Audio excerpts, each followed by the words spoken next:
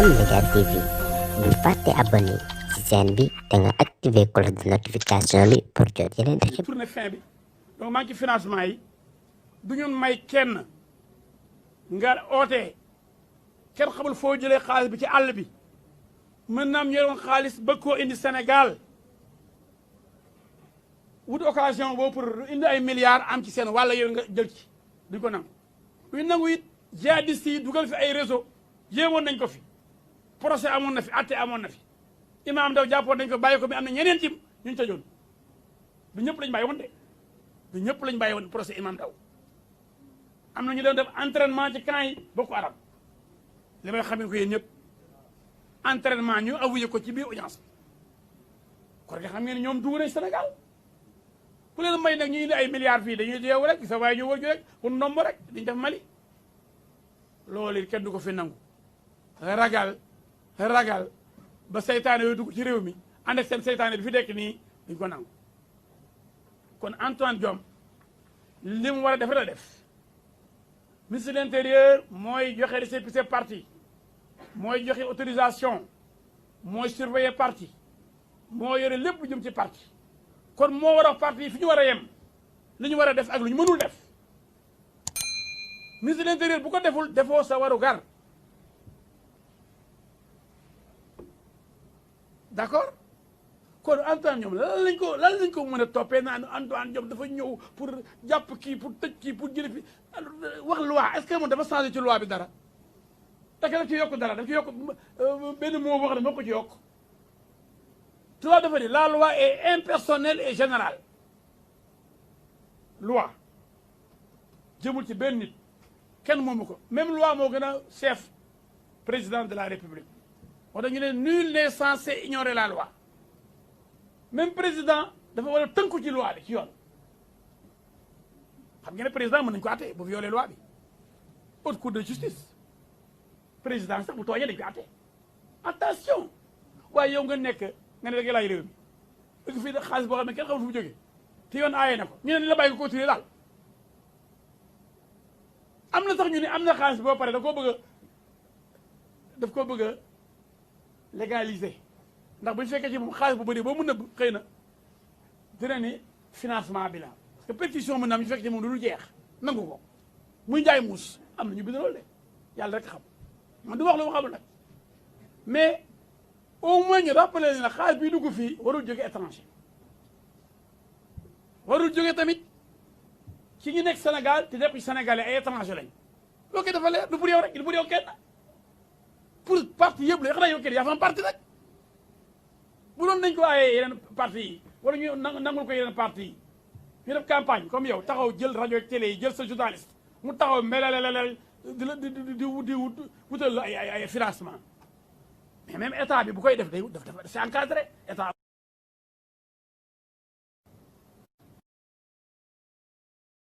dañ koy teg ci yoon bu boobu jàllee ma ñëw ci Dakar ngay wax président Macky Sall duñ ko nangu tey duñ ko nangu ëllëg kenn mënul nangu li nga bëgg suñu histoire moomu loo ko da nga ko fay fekk Dakar moo la mag moo ma mag suñu waajur yi Rufisque moo ñu mag les 4 communes kay xam ngeen ni Saint-Louis Rufisque Gorée ak Dakar la woon président lu ñu nangu nga jël suñu histoire xotti ko ñoo bañ loolu projet boobu fa ngeen ko jëlee delloo jëleen ko fa waa Dakar duñ ko nangu waa Rufisque duñ ko nangu mu ngi mel ne nga yow woon di Saint-Louis day tas kon waa Saint-Louis duñ ko nangu la vieille ville pour lan président joxal cër ñi la fal waa Dakar ci lañ bokk te Dakar nag kenn mu leen néewal doole si déwaloo doole Sénégal nag mooy la capitale du Sénégal comme ni ko Kouthia waxee maire de Paris bu doon ñëw Dakar ti Dakar nekkatul ñu ne na maire Médina dem teedi jo wala gouverneur kooku du naw leen pourtant Paris bëri na arrondissement ma ban Médina Paris soxna si Médina Paris fa la dëkk ñaata arrondissement mu am Paris plus de 20 arrondissements mais dafa tax ñu ne Paris du amati 16e mooy am 7e ak 8e 3e 4e premier arrondissement 17e arrondissement 18e arrondissement mais da ngeen 18e fa nga dem Barbès fooy dem Château Rouge fooy dem Poissonnier Doudoville mais non il y a Paris ville lumière donc on dit Paris la capitale du monde les Champs-Élysées nga tëb rek ni Paris disparaît na nga tëb Dakar boulevard Dial Diop boulevard Charles de Gaulle boulevard de la République Dakar Lamine Gueye Dakar Samba Gueye Dakar Pape Diop Mamadou Diop Khalifa Sall Dakar Soham Wardini mais nga yeewu rek histoire Dakar disparaît quoi lu ñuy wax léegi Médina Sicap Mermoz Ouakam Yoff mais ça c'est pas sérieux Macky dellu si ginnaaw lii du mën a jàll ci waa Dakar rek ñu ngi la yëgal ni pestum kanam boroom a koy fajal boppam waa Dakar ñoo du ko du nangu waaw bu laajee ay marche ci jàmm teg ko ci yoon dinañ la won ni lii nga bëgg a def bu la neexee nga defi ko Fatick mais fii mënul jàll mais man bu boobaa it may nekk avocat Fatick du ma nangu Fatick di jàll parce que Fatick histoire la aussi ville chargée d'histoire président bàyyi li nga bëgg a def mënul non dafa ñaaw non du mënul dem lii kooku wax bu ne waaye président lan moo ko dal mais quand même ça c'est ce que je disais c'est l'inacceptable et l'inqualifiable ma mujjee ci élection yi président xam na ni dafa am opposition cuune ci moom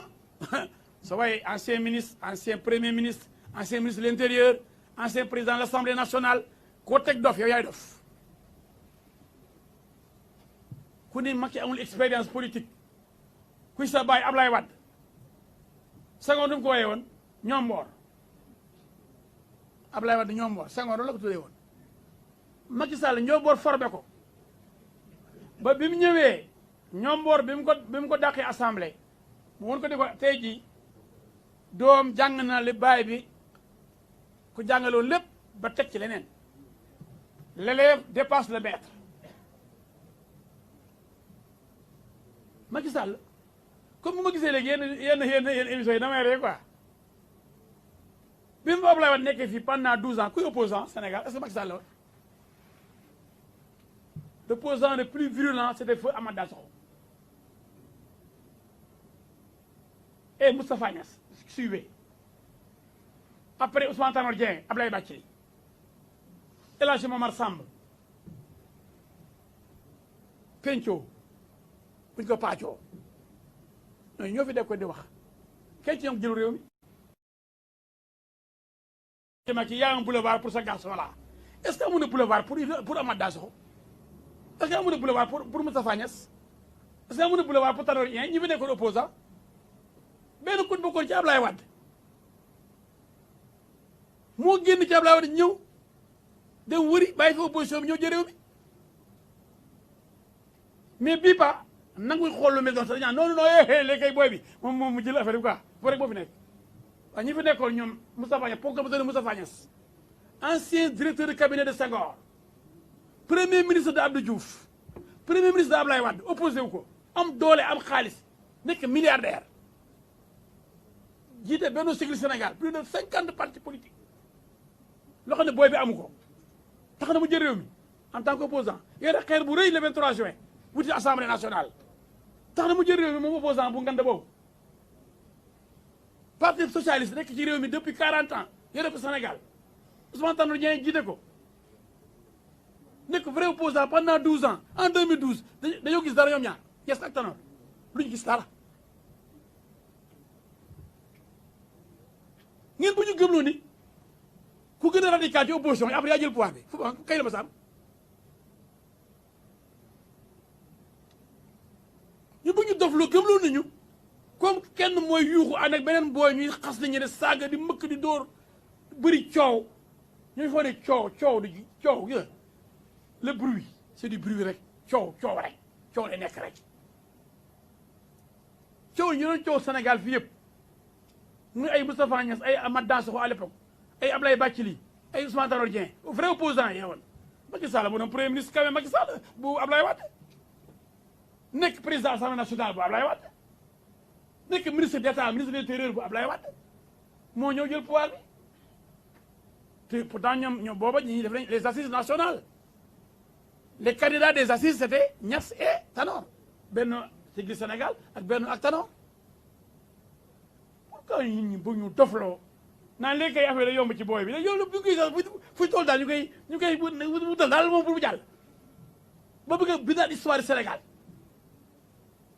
mais les vrais opposants ce n'est pas Ablaye Wade ñu doon taal ba jàppale ñoom Bass Diop la woon opposant vrai yi ñoom Ablaye Ly para Sénégal mais ñoom jëluñ pouvoir bi de xam nga kan moo jël pouvoir bi ki doon day def partie de contribution Ablaye Wade en 1974 fekk Senghor Mogadiscio du ko je veux créer un parti de contribution naxanteeg moom comme Diombor ba jël pouvoir bi yéen kañ na opposition radicale boobu di jël pouvoir Sénégal dem mbëkk giri yi palais bi ci tëj ay weer ci prison bi tax da nga jël réew mi dem di saaga di tëb di daal di sas di yàq deru ne tax da nga jox la réew mi réew mi dañ ko jox ko responsable mais bañ demee nag ñu duma leen ñu ne fichier bee baaxul waxuñ dëgg ndax bu ñu amoon benn argument dañ ko yóbbu conseil constitutionnel mais tàmmuñu wax dëgg opposition malhonnête am na nag opposition honnête vraiment du ñëpp ku mel ni Khalifa Sall vraiment dégguma mu nekk fi di sos pour jot jàll rek vraiment même léeg-léeg sax ñu ne kenn xamul mbiram ndax waxul mu ngi noppi mel ni tëb di dal mooy tax a jël réew est-ce que ñi doon tëb di dal comme Amath Dansokho yàlla ko yàlla yërëm ñoo jël réew mi wala Macky Sall bi nekkoon ci biir Ablaye Wade moo ñoo jël réew mi Sénégal daa am ni ñu koy yoree mais Macky dafa bëgg sukkandiku ci cuune opposition bi di wax fichier nee na waa d'accord tant que fichier bi rek la wuñ ko élection du am ah CEDEAO waxu loolu de élection yi depuis 2019 la waroon a am 6 mois avant kenn warul laal dara donc depuis 2019 ñu ngi violer le protocole additionnel de la CEDEAO amuñu droit changer dara ci code électoral 6 mois avant élection report yi ñu def ak yi ñu def yëpp amuñ ci droit calendrier électoral bi dañ ko war a respecter mais comme Macky xam na ne ay cuune la ko séqal mu ne waa d'accord dañuy def dialogue national bu ngeen ma wax rek ñu xool fichier bi après mu ngi nii président Macky Sall ñaari gën a am solo nangu ko waaye ma ban la dina fi parrainage bi c'est injuste nit ñi yemuñu am parti yemuñu mën-mën moo tax parti bu ci xiif tiit da ngay dem sam jaay sa bopp jaay sa ngor ñu jënd la nga ñëw dig Sénégal ay bandi ak ay criminel wala ay pétrodollar beneen ba xam nga man la bulletin unique dafa simple te cherul su réew mi nga xam ne amul moyen bulletin unique mu gën ci moom moo am ay bëgg de mondial Burkina Faso Christian Marc Kaboré même Guinée gii bulletin unique lañ def Guinée gii xam ne xam ngeen ni ka fa nekk gëmu yàlla gëmu yonent bi rek lay def muy Alpha Condé xam ngeen ni seetlu danañ ko gagné moom bien que bulletin unique la moom day foqati indi ay résultat boppam mais Sénégal loolu mënu fi am Sénégal du dëkk Sékou Touré de dëkk Senghor la Sénégal dañoo civilisé dañoo am xam-xam ne dañoo jàng pays de culture la et de xam-xam donc bu ñu defee bulletin unique ñuy coché di xool kenn du juum kii du cher ndax doo jël ay milliards de bulletins di ko imprimer mais li ci jublu mooy bu bulletins yi bëree mën nañ dem wan yenn bulletins yi ne bii ngeen di wote def leen ko fii seen soutien gorge yi bu ngeen demee bii la dama la fekk ñu ne bidon bii la mu marron bii la am fas wi boo demee bii ngay wote mais bu dee liste la du am mais quand même mais lu gën a yomb bulletin unique ak diri fi parrainage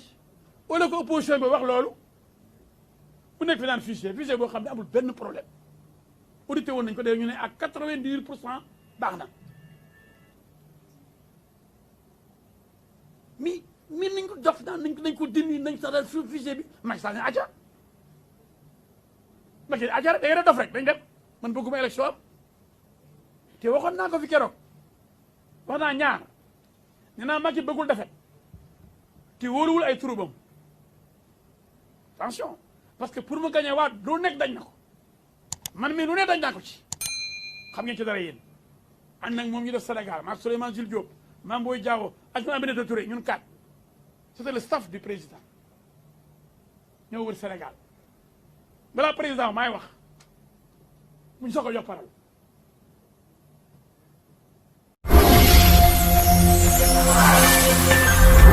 M-Media TV bul fàtte abonné ci chaîne bi te nga activer cloche de notification bi pour jot yeneen